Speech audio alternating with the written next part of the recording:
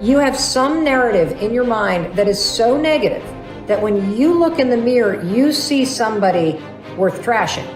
You see what's wrong. You pick apart your appearance. And I want to reverse that, because here's the deal about self-confidence. Self-confidence begins with you. You realize the word self is in there, right? I can't give you confidence. I can give you a little boost. I can give you tools. I can encourage you. But confidence is forged in fire. It's something that's within you. And here's the thing I want you to realize about confidence. You are a confident person. That's why you miss feeling that way. You can only miss what you know. You've just been blocked from the feeling of it. And wherever you are right now in your life, I'm telling you, confidence is in there. You just got to figure out how to tap into it. If you're holding on to something that does not serve you, you are making a terrible error. It's going to cause all kinds of problems. You may blame other people or other things. You may blame the situation. It's you are the cause of the problem. The man that told me to pick up this book and read it, Ray Stanford, he had a saying. He used to say to me, Bob, you're the only problem you'll ever have, and you're the only solution. I think it might have taken me 5 years to understand it. But I do understand it. And you know something? I am the only problem I'll ever have, and I am the only solution. Don't hold on to anything that is not serving you. Reject it. You know the beautiful part about having an inductive reasoning factor? That's the part that chooses thoughts. You can accept or reject. The beautiful part of your mind, you can accept or reject anything that comes into your world. Accept or reject it. It's a choice. Don't hold on to anything that is not serving you. If we play the victim role, then we are using our personal power to be helpless. If we decide to accept responsibility, then we don't waste time blaming somebody or something out there. Some people feel guilty for creating illness or poverty or problems. They choose to interpret responsibility as guilt. And some members of the media like to refer to it as New Age guilt. These people often feel guilty because they believe that they have failed in some way. However, they usually accept everything as a guilt trip in one way or another, because it's another way to make themselves wrong. And that is not what I'm talking about. If we can use our problems and illnesses as opportunities to think about how we can change our lives, we have power. Here's something I want you to keep in mind. Life is a fight for territory.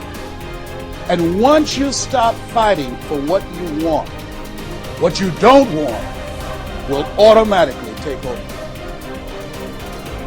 In the past, if you look at it, people have perceived themselves as victims of everything around them, victims of circumstances.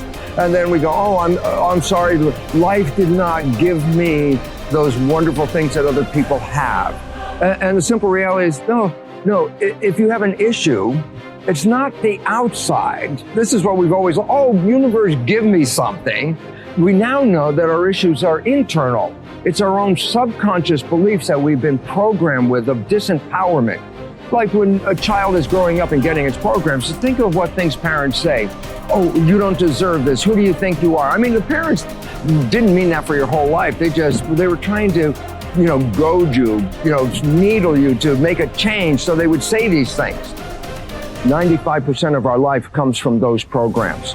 So if you have disempowering beliefs about who you think you are, because you got them from other people, that's how you know who you are. These disempowering beliefs play 95% of the day in an average person's life.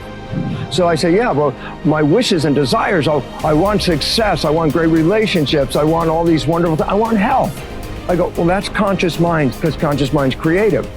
But as science reveals, only 5% of the day are we operating from our own personal wishes and desires. 95% of the day we operate from the programs that we got in the first 7 years.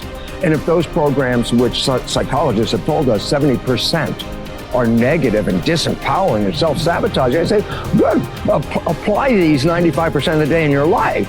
And you realize why your life is a struggle. It's not a struggle because the universe is not providing. It's a struggle because your own consciousness is not accepting.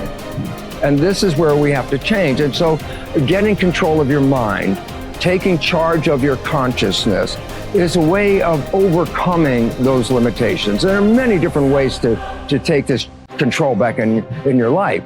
And one of them is the ability to, like in yoga, for example, to be the master of your mind and not let it run the monkey mind. Let it run. No, I want this. Don't let this other one go.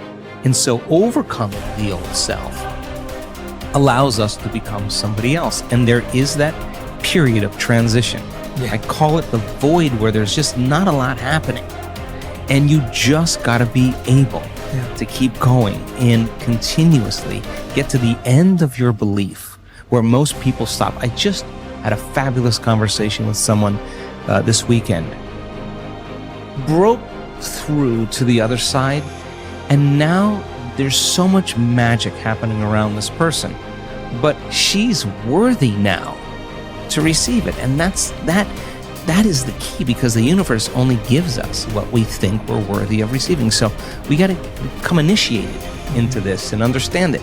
Thousands of years of programming that says that we have to change things matter to matter, in three-dimensional reality, and it will take time. But to begin to connect to that resource called the quantum field and create from the field instead of from matter, there's a lot of unlearning that has to go on. You have to really begin to mentally rehearse. Like, so you ask yourself at the end of your day, I do this every day. How'd I do? How'd I do today, bro? How'd you do? Did you do good? Where'd you fall from grace? What was it that caused you to go unconscious for the rest of the day? Like, what was that moment? Now, if you're a student of life, you'll begin to contemplate, well, it was that person that said that thing, then I reacted, or I got this email, or things didn't go my way, and I started feeling angry or frustrated or fearful. The next time that happens, how could I evolve my experience? Now, you may have to search for some answers of the best model to build, or you may actually have a long contemplation and start to go, God, the next time that happens, I think I'm going to do this, or I'm going to do that, or I'm going to plan my behaviors. And the act of closing your eyes and rehearsing what you're going to do begins to install the neurological hardware in your brain to look like you already did it. Now the brain is no longer a record of the past. Now it's a map to the future. And if you keep installing that hardware, the hardware will become a software program, which means you'll just start acting like a happy person. Why? There's no magic there. You installed the circuitry. So that's more important than the news. Right. It's more important than answering any email or any text. It's more important than talking about your past. If you want to enjoy self-confidence on the outside, you must practice complete integrity on the inside. The foundation of self-confidence is for you to live your life consistent with your innermost values and principles, while thinking and acting in harmony with your highest aspirations. Men and women with the most solid self-confidence are those who are absolutely clear about what it is they believe to be right and good and worthwhile, and who live their lives consistent with these values. Everything they do or say is an expression of their innermost convictions. Your whole world can fall down around you, but as long as you know that you are doing the right thing, you will have a deep inner sense of calm that will manifest itself in an attitude of confidence and self. In an attitude of confidence and self-assurance in any situation. You will have many ups and downs in life. But what is most important is that you remain true to yourself. Your true values are only expressed in your actions, in what you do.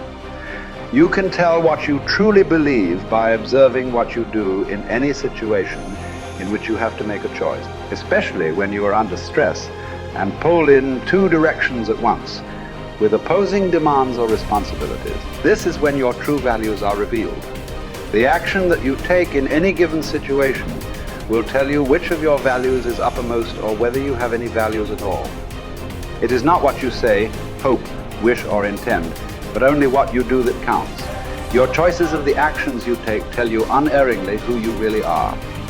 You can develop within yourself a superb set of values by acting as though you already had those values. You can develop integrity and courage and compassion and confidence by behaving as though you already had these qualities. The more you act the part, especially when you demonstrate these qualities under stress or when you feel like doing or saying something else, the more rapidly these qualities become a permanent part of your mental makeup.